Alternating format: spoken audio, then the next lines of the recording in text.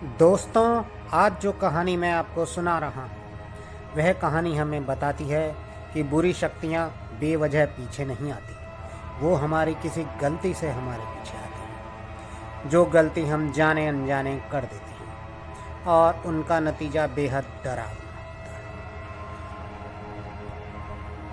दोस्तों, आज की कहानी हमें भेजी है शिवम गढ़वी ने। आगे की कहानी उन्हीं के पॉइंट ऑफ व्यू से। दोस्तों, मेरा नाम शिवम गढ़वी है और मैं गुजरात में रहता हूँ। और जो मेरी मौसी के साथ हुआ वह बेहद ही डरावना था।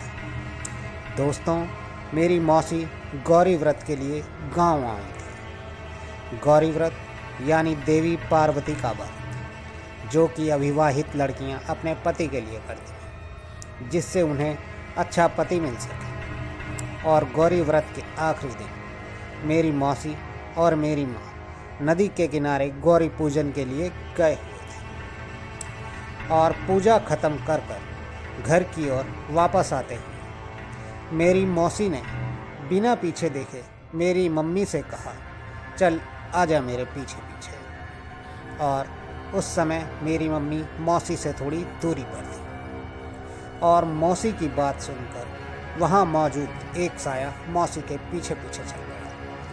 और फिर घर पहुंचने के कुछ ही देर बाद मौसी ने अजीब अजीब हरकतें शुरू कर दी। उनकी आवाज़ में एक अजीब सी गुर्राहट आ रही थी और फिर धीरे धीरे उनका गुस्सा बढ़ता गया। घर के सब लोगों ने उन्हें शांत करने की बहुत कोशिश की, पर वह कुछ समझ ही नहीं रही थी। और फिर कुछ देर बाद मौसी बेहोश हो गई। और उस दिन के बाद मौसी कभी भी अचानक अजीबोगरीब हरकतें शुरू कर देती, पर जब भी वह मंदिर वाले कमरे में जाती तो एकदम ठीक हो जाती थी और कमरे से बाहर आते ही उनकी हालत फिर पहले जैसी हो जाती। यह देखकर नानी ने नाना जी से मौसी को किसी मौलवी को दिखलाने को कहा। नाना जी इन सब बातों पर यकीन तो नहीं करते थे, पर नानी के बार बार कहने पर वह मौसी को एक मौलवी के पास लेकर चले गए। मौसी को देखकर मौलवी ने कहा, आप इन्हें शनिवार को नहलाकर लाना और नहलाने के बाद इनके बालों को अच्छे से बांध देना। इसके बाद वह लोग मौसी को घर लेकर आ गए और फिर शनिवार को मौसी को मौलवी के कहे अनुसार नहलाकर और उनके बालों को अच्छे से बांधकर वह लोग मौलवी के पास ले गए। वहाँ पहुंचकर मौलाना ने एक छड़ी उठाई और कुछ बुदबुदाने के बाद उस छड़ी से मौसी को 2-3 बार मारा। उस छड़ी से मौसी को मारते ही मौसी चिल्लाने लगी और फिर मौसी बेहोश होकर नीचे गिर पड़ी। शायद उस साय ने मौसी का शरीर छोड़ दिया था। सब लोग डरे हुए थे क्योंकि मौलवी जी हवा में किसी से बातें कर रहे थे। मौलवी जी बार बार कह रहे थे, बोल तू कहाँ से आई है। और फिर थोड़ी देर बाद मौलवी जी ने कहा, यह आत्मा नदी किनारे से आई है और इसी लड़की ने उस आत्मा को अपने पीछे आने के लिए कहा था। इसके बाद उस मौलवी ने मौसी को एक तावीज़ दिया और कहा कि यह अब बिल्कुल ठीक है, आज के बाद वह आत्मा इन्हें तंग नहीं करेगी। और तब से लेकर आज तक मौसी एकदम ठीक है। दोस्तों, आपको शिवम गढ़वी जी की यह कहानी कैसी लगी, कृपया हमें कमेंट बॉक्स में ज़रूर बताएं। और अब चलते हैं आज की दूसरी कहानी पर, जो हमें भेजी है आयशा। आगे की कहानी आयशा के पॉइंट ऑफ व्यू से। दोस्तों, ये जो कहानी मैं आपको बताने जा रही हूँ यह मेरी नहीं बल्कि मेरी एक फ्रेंड की है। अब तो वह पता नहीं कहाँ है, लेकिन वो 2 महीने उसको हमेशा याद रहेंगे। मैं भोपाल में एक पीजी में रहा करती थी। वहाँ मेरे साथ और भी लड़कियाँ थीं। उन्हीं में से एक थी पूजा गोयल। वह मेरी बहुत अच्छी फ्रेंड थी और हमारे साथ ही रहती थी। उन दिनों वह लॉ की पढ़ाई कर रही थी और उसका कॉलेज हमारे पीजी से बहुत दूर था। बल्कि शहर के बिल्कुल कोने पर थे और कॉलेज की कोई बस या शटल भी नहीं आती थी। इसलिए उसने कॉलेज के आसपास ही घर लेने का सोचा। उसका एक छोटा भाई भी था और उसका कॉलेज भी वहीं था। वो इंजीनियरिंग कर रहा था और उनके पेरेंट्स ने भी यही डिसाइड किया कि वो दोनों वहीं कोई घर लेकर रहे। पीजी से निकलकर वो 2 महीने उस नए घर में रहे, लेकिन फिर 2 महीने बाद वो वापस हमारे पीजी में ही आ गया। और 2 महीने बाद जब हमने उसको देखा तो वो बिल्कुल बदल चुकी थी। ऐसा लग रहा था कि वह बहुत बीमार है। वो बहुत दुबली हो गई थी और उसकी आंखों के नीचे काले धब्बे हो गए थे। ऐसा लग रहा था जैसे किसी ने उसकी सारी ताकत खींच ली। और उसके भाई की हालत भी बिल्कुल उसके जैसी ही थी। हमने उससे जब इस बारे में पूछा तो उसने हमें बताया कि उसके साथ वहाँ क्या हुआ था। और दोस्तों, यकीन मानिए, उसकी बातें सुनकर हम लोगों के होश उड़ गए। उसने हमें बताया कि उस नए घर में उनका पहला हफ्ता तो एकदम सही गुजरा, लेकिन 1 हफ्ते बाद उन्हें हमेशा यह लगता कि घर के बाहर कोई खड़ा है और अंदर देख रहा है।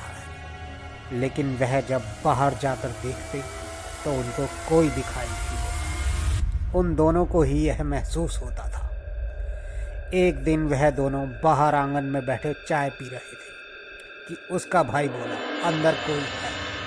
पहले तो पूजा समझ नहीं पाई, लेकिन उसका भाई फिर बोला, दीदी, घर के अंदर कोई घूम रहा है, कोई औरत है। पूजा ने कहा, चल अंदर चलकर देखते हैं। अंदर आकर उन दोनों ने पूरा घर चेक किया, लेकिन कोई नहीं था। पूरा घर खाली था। तभी उसका भाई फिर बोला, दीदी वो देखो, एक औरत आंगन में घूम रही है। पूजा को तब भी कुछ नहीं दिखा। उस दिन के बाद से उसके भाई की तबीयत खराब रहने लगी। वो ठीक से खाना भी नहीं खाता और खाता तो उल्टी कर देता। लेकिन पूजा को अब तक कोई प्रॉब्लम नहीं हुई थी। बस घर में हमेशा एक मनहूसियत ज़रूर महसूस होती थी, लेकिन तब तक कोई परेशानी नहीं हुई थी। उसके भाई की हालत देखकर उसके घर वालों ने उसके भाई को वापस घर बुला लिया। भाई के जाने के बाद पूजा ने बताया कि एक दिन वो पढ़ाई कर रही थी कि अचानक उसको लगा कि उसके पीछे कोई खड़ा है और उसको घूर रहा है। उसने मुड़कर देखा पर कोई नहीं था। कुछ देर बाद वह सोने चली गई। रात में सोते सोते वो करवट बदलने के लिए मुड़ी और नींद में ही उसने देखा कि उसके पैरों के पास कोई बैठा है, कोई औरत धुंधली सी। उसको लगा उसका वहम है और वो वापस सो गई। लेकिन सुबह उठने पर उसको इस बात का एहसास था कि रात में कोई बार बार उसका हाथ पकड़ रहा था। कई बार वह देखते कि बाहर सड़क से कोई औरत उसको घूरती थी। उसके लिए यह सब बहुत परेशान कर देने वाला था। लेकिन यह तो बस शुरुआत थी। धीरे धीरे उसको समझ आ गया कि उसका भाई जिस औरत की बात करता था वह यही है। वो खाना भी नहीं खा पाती थी। उसका फ्रेश खाना 1 ही घंटे में खराब हो जाता था। पूजा का हाल भी बिल्कुल अपने भाई जैसा होने लगा था। उसने अपनी मम्मी को फ़ोन किया और उन्हें सारी बात बताई। उसकी मम्मी ने खुद वहां आकर वह सब देखने का फैसला किया। जब उसकी मम्मी वहां आई तब तक पूजा को वहां रहते हुए 1.5 महीना हो चुका था। एक रात उसकी मम्मी को सोते हुए ऐसा लगा कि जैसे कोई औरत उनको पलंग से दरवाजे की ओर खींच रही है। वो चिल्लाने लगी, मम्मी के चीखने की आवाज़ सुनकर पूजा ने मम्मी को नींद से उठाया तो पता चला वह सपना देख रही थी। उसकी मम्मी उसी वक्त समझ गई कि यहाँ ज़रूर कुछ गड़बड़ है। हर रात पूजा को यही लगता कि कोई उसके पास बैठा हुआ है। कई बार रात में सोते हुए उनको लगता कि कोई दरवाज़ा खटखटा रहा है। एक बार तो पूजा को अपनी दादी की आवाज़ भी सुनाई। वो रात उसको 2:30 बजे बाहर बुला रही थी। उस वक्त उसकी मम्मी भी वहीं थी और उन्होंने भी वो आवाज़ सुनी थी, लेकिन उसकी मम्मी को पता था कि वो उसकी दादी नहीं, क्योंकि वो तो इटारसी में उनके घर पर थी। पूजा की मम्मी ने भी यही महसूस किया कि वो जब से यहाँ आई है हर वक्त थका हुआ महसूस करने लगी है। उन्होंने पूजा के पापा को बुलाकर वो घर खाली कर दिया और फिर उस जगह के मालिक से बात की गई। उसके मालिक ने बताया कि उसको नहीं पता कि उस घर के पुराने मालिक अब कहाँ हैं। उसको बस वो प्रॉपर्टी सस्ती मिल गई थी तो उसने खरीद ली थी। पहले तो वो मकान मालिक उनकी बातों को मानने को तैयार नहीं था, लेकिन पूजा की हालत देखकर उसको मानना पड़ा कि हो ना हो उसके घर में ज़रूर कुछ गड़बड़ है। दोस्तों, भोपाल में ऐसे कई घर हैं जहां कोई नहीं रहता और सबसे फेमस है लाल घाटी का घर, जो ना जाने कब से बंद है। कहते हैं कि वहाँ जो आए वो किसी को अंदर भी नहीं आने देते। इंटरनेट पर भी उस घर के बारे में काफ़ी कुछ है, आप चाहें तो सर्च कर सकते हैं। तो दोस्तों, आपको आज की हमारी दोनों कहानियाँ कैसी लगी, कृपया हमें कमेंट्स बॉक्स में ज़रूर बताएं।